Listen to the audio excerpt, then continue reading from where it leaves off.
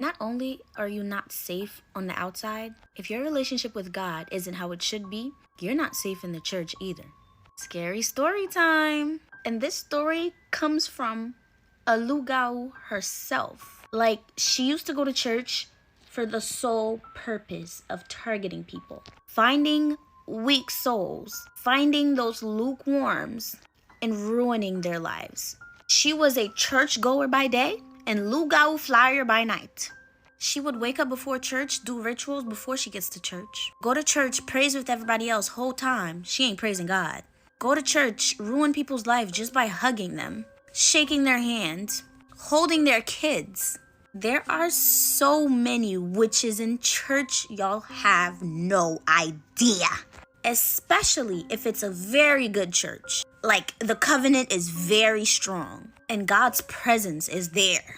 They will send people to ruin that church because that church cannot keep succeeding like they do. Because little do you know, when you go to church and everybody's praying, those prayers are doing so much more than you think. They are moving mountains. They are saving people's lives, and you don't even know it. So of course they have to put a stop to it. So they send people around to churches to break up that church. And she was one of those people. Now, before I tell y'all this, I should let you guys know that she is an actual Christian now. She had to go through years and years and years and years of trials and tribulations to actually be able to walk with God the right way. Because the moment she decided that she didn't want to walk with those people anymore, they made her life hell. And she gave me this stories, which is one of her many stories of how she broke up a family at the church. And it was the most important family. It was the pastor's family.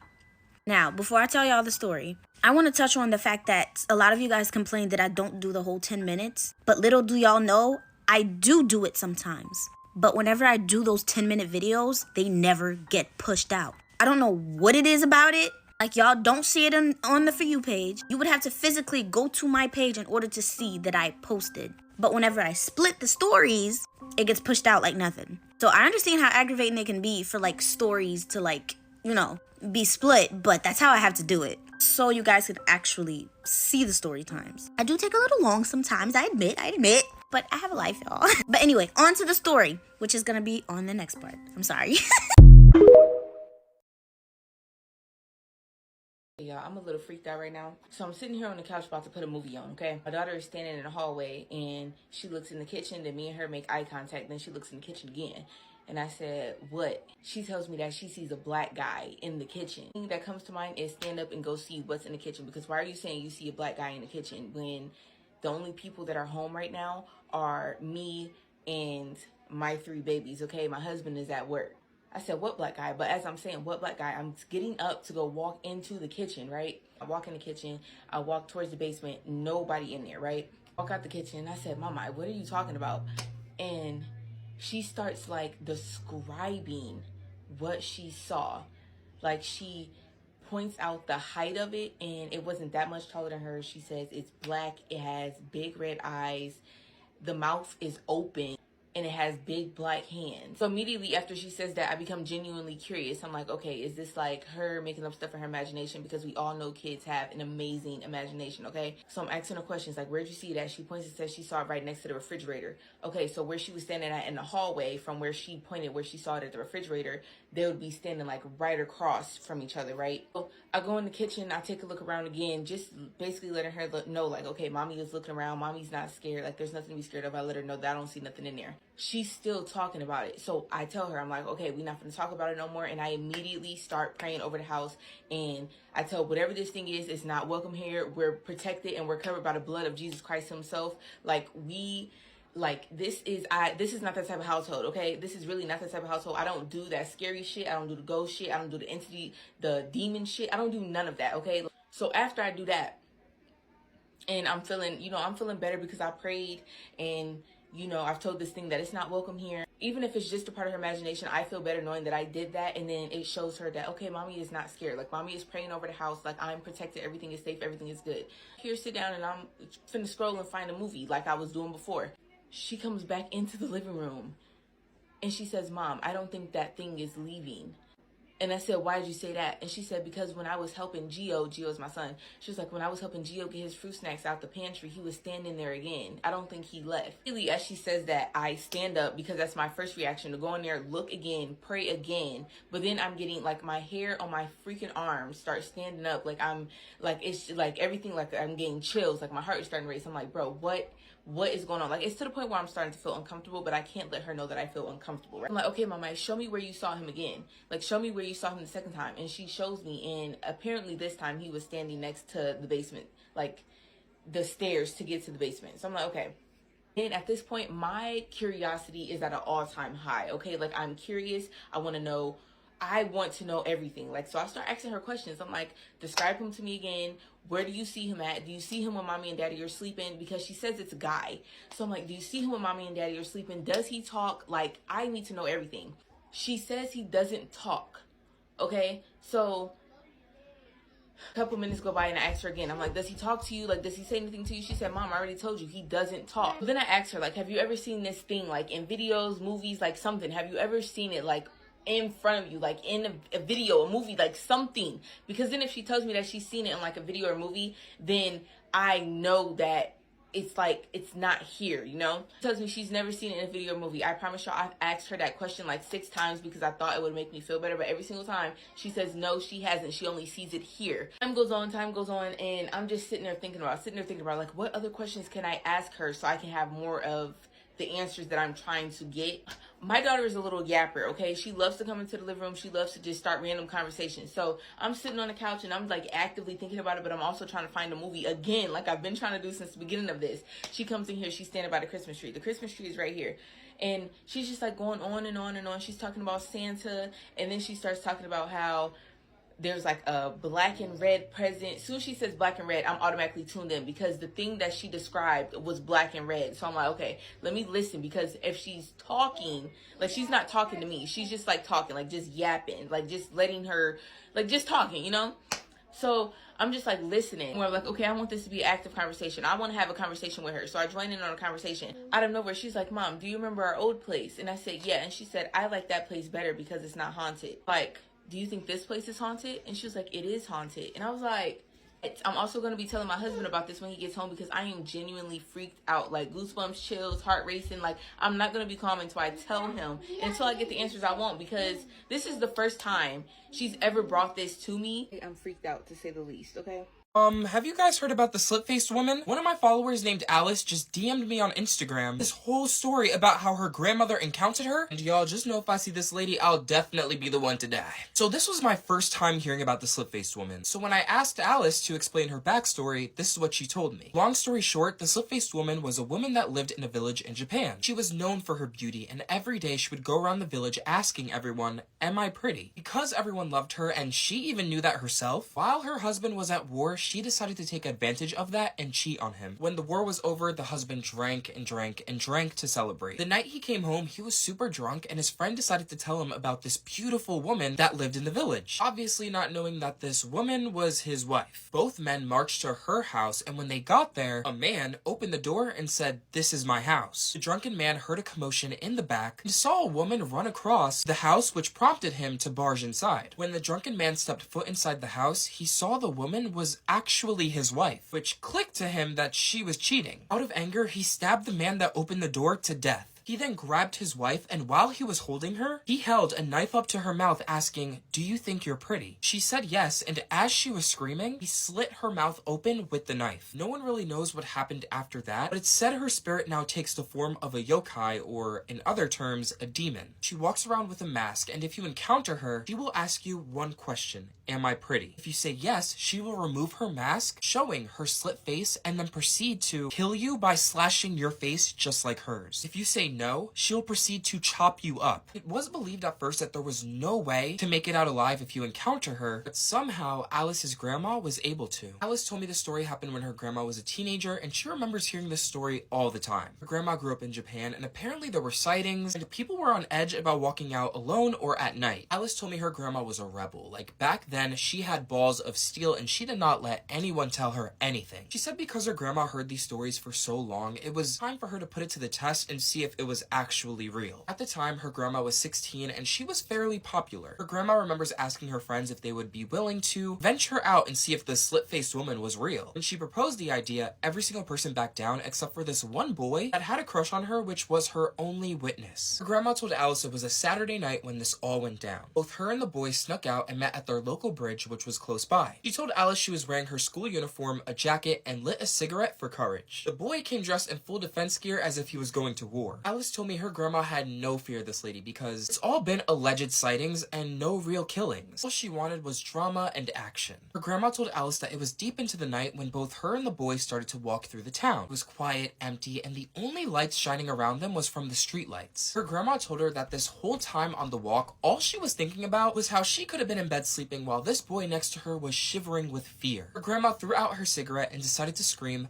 "Come out, slit-faced lady." And of course, other things just to egg it on to see if this lady would actually appear. She told Alice that about 20 minutes into walking through the town and getting tired from going back and forth as they were about to call it a night and go back home, the both of them stopped near an alleyway. This is where they saw one light shining and a person standing in the middle of the lit up area. You know, something you'd see in a literal horror movie. Her grandma said her and the boy stood at the end of the alleyway looking. She remembers crossing her arms and saying, "Who's there? Come over here so we can see you." Her grandma said after saying that, the person slowly turned around. The person was a lady with long black hair, had a white dress on, and was wearing a mask. She said after the lady revealed herself, she heard fast footsteps of the boy she was with running away. She was left alone to deal with the slit-faced woman by herself. In that moment, her grandma remembers cussing to herself because maybe she should have listened to all those stories and she wouldn't be in this mess. Grandma remembers standing still and not running away like the cowardly boy, and even told the woman to come forward. As the woman walked towards her, she had one hand free and one hand behind her, indicating that she had a weapon. As the woman came close to her, her grandma said the lady started to laugh to herself. She also looked her grandma up and down, admiring her beauty. Alice told me her grandma did in fact drop the tough act and she began shaking with fear. She was scared because she knew what was going to happen next. She was going to die. Her grandma said she smiled at the lady and gave her a bow of respect. The lady stood still and then asked, "Tell me, am I pretty?" Alice told me in that moment her grandma's heart dropped to her stomach. Her grandma remembers thinking about the stories and how even if you were to say yes or no, it would still result in death. She said she didn't want to die, so she had to think of something fast. She kept thinking and thinking, should she run away, should she not answer, but then something sparked in her mind. She knew there had to be a loophole that could prevent her from possibly killing, and she had the perfect idea. Her grandma raised her head up, looked the lady up and down with the mask, and said, "You're average." Her grandma said she immediately flinched because she was expecting to get stabbed, but instead, the masked lady looked confused. She started looking at herself and kept repeating over and over, "Average." Her grandma said this was her chance to run like how the boy did, and she did exactly that. She ran down the alleyway, and at one point, she heard the lady screaming "average," and then it echoed, and then stopped. When she turned around, the lady was gone. It was like that was the spell to stop her. Alice told me after that day, her grandma learned that if you meet the slit-faced lady, you have to give her a dismissive answer which will make her confused. This will make her think about her looks, which will give you time to run and will make her disappear again. Alice's grandma has never seen the slit-faced woman again, but now shares her story in case anyone encounters her. Can we show them the older homestead? Yeah, let's go. As you know. No, it's not. No, it's not.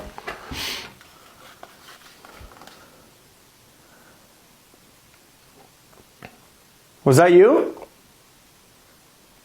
Yeah, that's on either side. It went to both. Yeah. Babysitting horror stories. Storytime. I put an ad up on Craigslist and I got hits pretty quick. I got to my first job and I was babysitting a 10-year-old boy and an 8-year-old girl. The mom said the rules are they have to be in bed by 11 o'clock, no food after 10:30, and no water after 10 o'clock. I said, what are they, gremlins?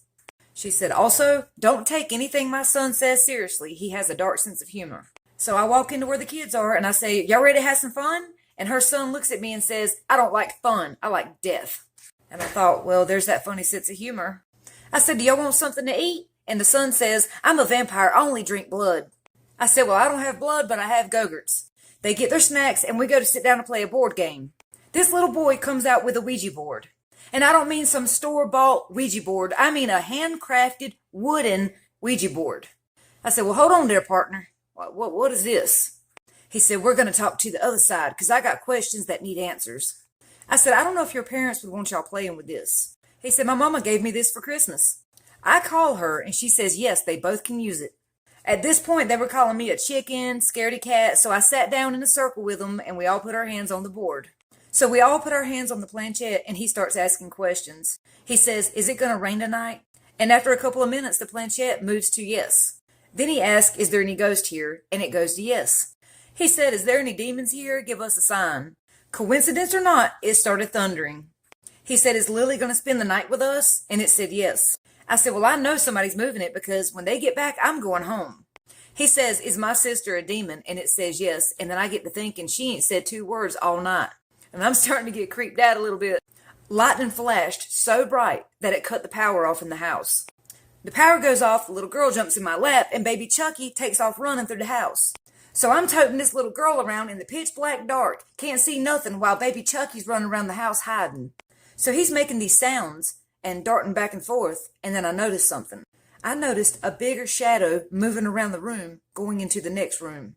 So I don't know if this is my mind playing tricks on me, if that's him, or somebody else is in the house. Listen, I used to be a very immature person, and I thought the only way to get baby Chucky to come back to me is to scare him. So I yell out, "Did you just see that big shadow with red eyes?" So he runs back to me, and we're holding hands. We both see something dart across the room, but we can't tell what it is. So I drag both of them to the front door, and right when I start to open it, the power cuts back on.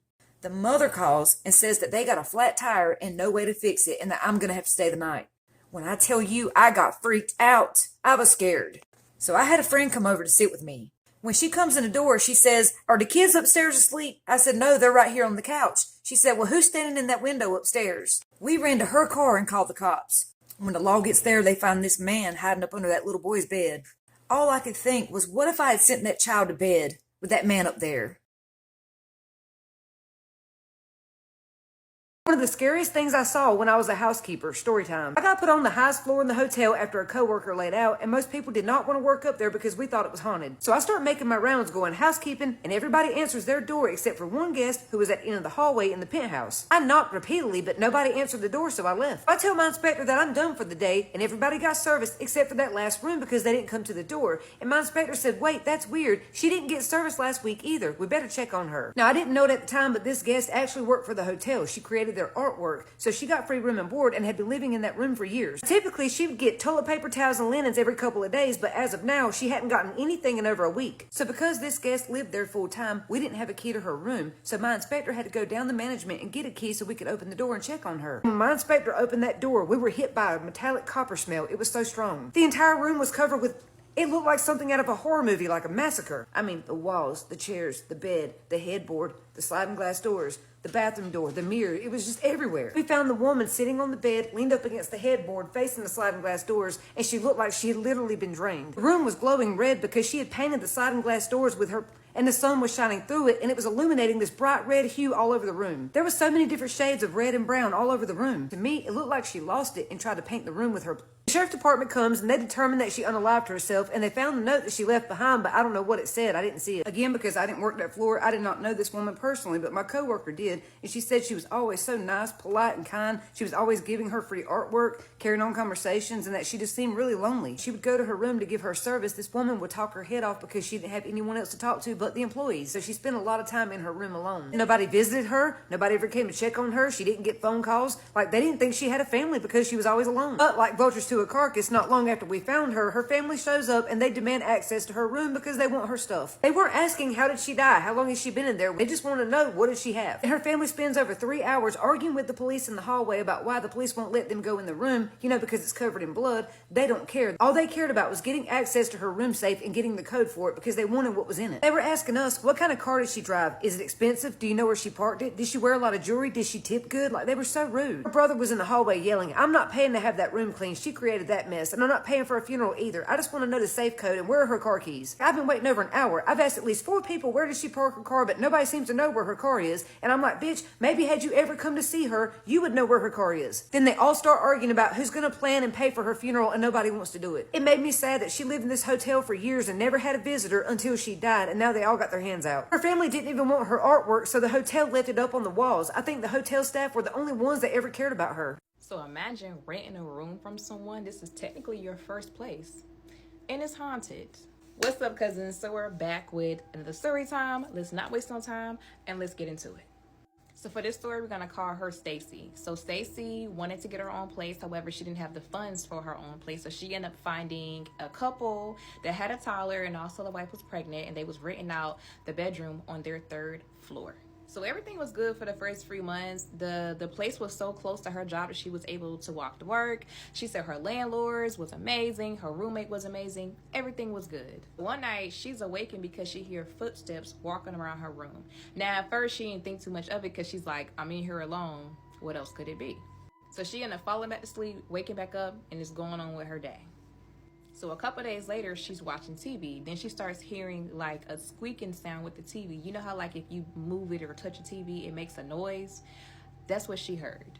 It was an older TV, so she said it was really weird because it never made that sound before unless it was touched or being moved. So fast forward another day, she's like studying for her exam and she gets tired, so she goes to lay down. Now she lay down, she's falling asleep, she feels something brush across her face. She immediately gets up and look around her room like, what is that? But yet again, she's there alone. So now she's thinking like, if it is something going on with the house, she's sure the landlord would have told her. But she don't know why she's experiencing these experiences. So then again, she brushes it off. So she's continuing to ignore it until one night she's about to wake up and she feels something touches her. So she gets scared because it's the middle of the night. Now she's sitting up on the bed. So she says, please go away. She said nothing spoke back, nothing happened. She ended up going to sleep, waking up, and going on about her day. So the very next night as she's sleeping, she hears the floor creaking as if someone is walking on them. So she wakes up and she says she just feels all of these emotions taking over her body, sadness and fear, and she's feeling like these are not her emotions. So now she's really questioning herself, like, what am I doing? Like, what is going on? Why is this happening to me? And she's really getting stressed out. So the next night comes. She feel her bed being pushed and tugged on. So now she's losing more and more sleep because every night she says the activity in the house is getting worse and worse.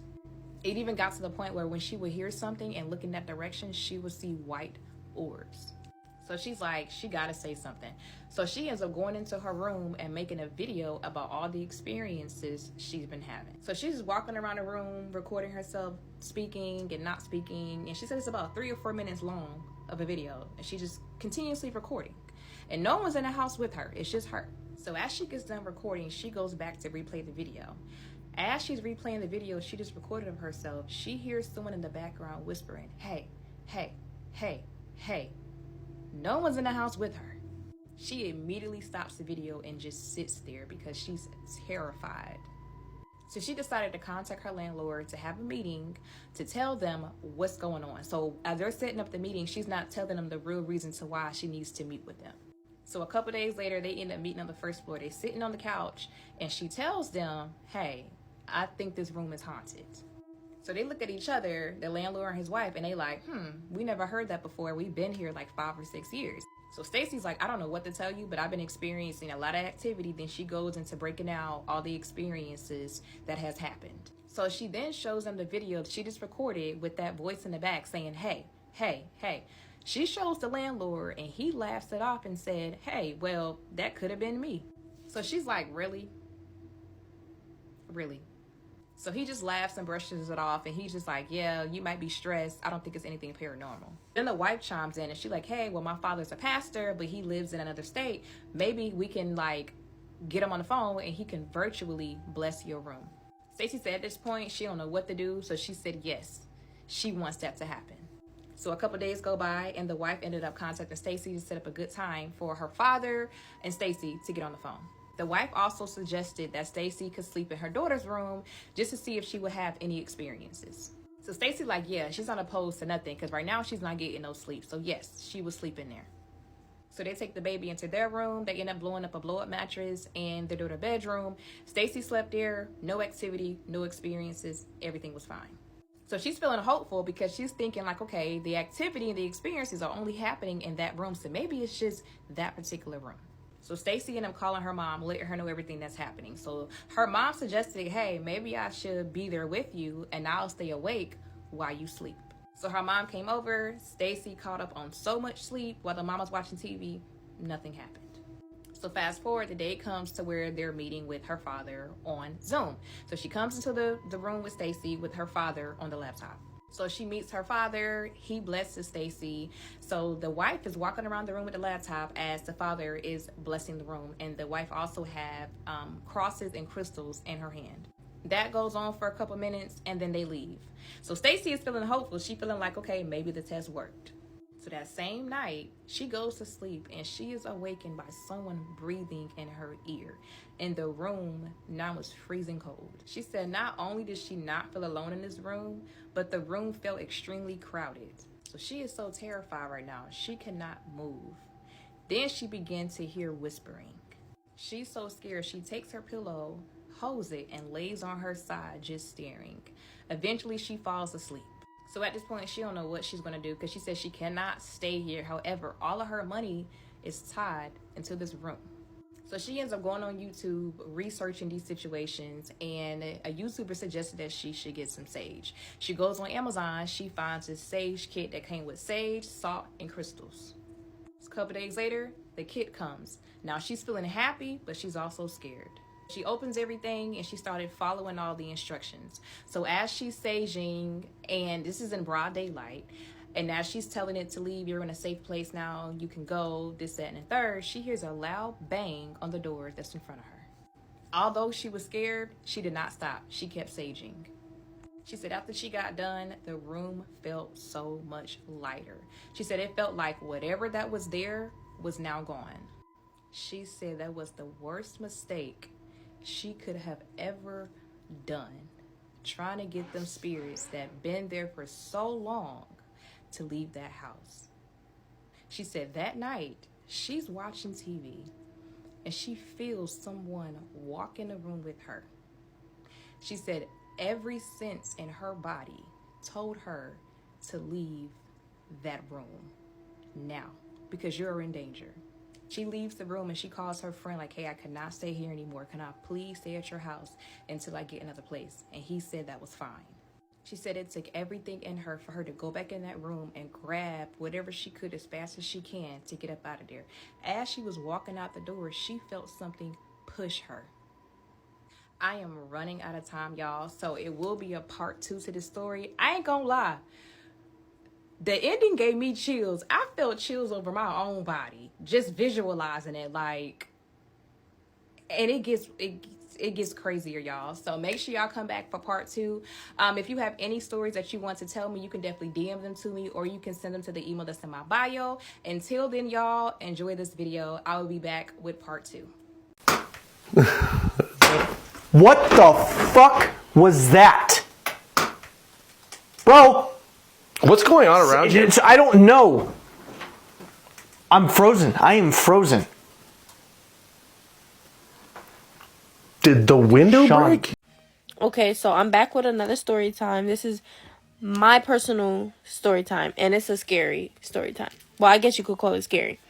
But I recorded this video like 6 times on my phone, and for some reason it's just not recording it. Like when I finish doing the whole video, it's just disappearing. So I'm gonna record it on my iPad. It's the day of my grandma's funeral. I was like 7, 8, or 9. I don't know which number. I just know I was between those ages. So we in the city at my grandma from my mother's side of the family now, right? We at her house. And my parents asked me if I wanted to go to my grandma's funeral. She was my dad's mom. So I'm like, at that age, I didn't really like funerals like that. So I didn't want to go because I just didn't like funerals like that. Plus, it was just like, I was in a good mood. You know, I was a kid, I was playing, and then I didn't want to go and be sad for the rest of the day. So my parents was like, okay, cool. We're not going to force you to come. So they go.